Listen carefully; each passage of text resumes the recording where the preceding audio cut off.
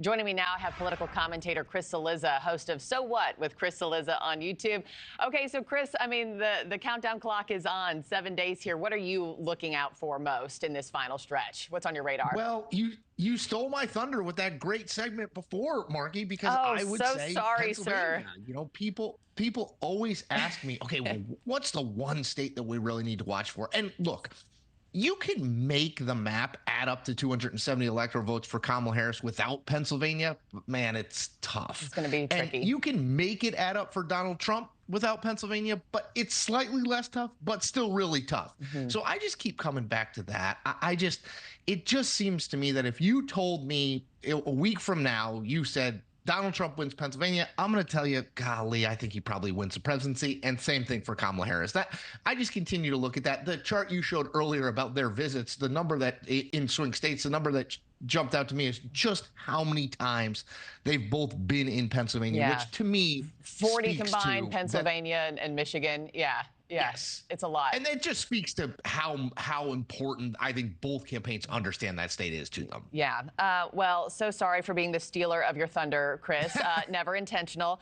Let me ask you about this, because we're seeing reports on how undecided voters are, in some cases, they're uncomfortable. Not my words. They're disgusted with the choices. Yep. Some undecideds are not sure that they would vote at all, as another report suggests they could just stay home. In this final week, how do Vice President Harris and President Trump get those voters to choose between them and the couch next week?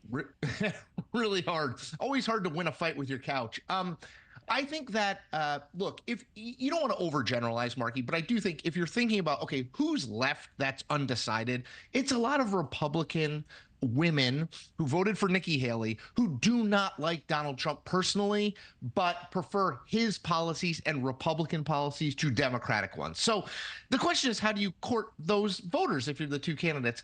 I would say, you know, this MSG controversy for Donald Trump it's not the dumbest thing he's ever done, because he's done plenty of dumb things, strategically speaking, but it's pretty close in terms of a final messaging. Like, to spend the final week of the campaign talking about a comedian who was, you know, down the show run at MSG is just not where Donald Trump wants to be. I would, if I was Kamala Harris, I would talk as much as possible about abortion in these final days. She's gone kind of back and forth between like the democracy argument, the economy argument. It's not entirely clear what her speech is going to focus on, this closing argument speech. I would put a lot more talk about abortion, Dobbs, and Donald Trump's role in the reversal. Yeah, with that being her X factor. Right, right, exactly. I just think that for that, you have to think there's so few people undecided at this point. For those voters, I think that is a winning message for a Democratic candidate. I think talking about immigration and the economy and even democracy are probably not winning issues for Kamala Harris.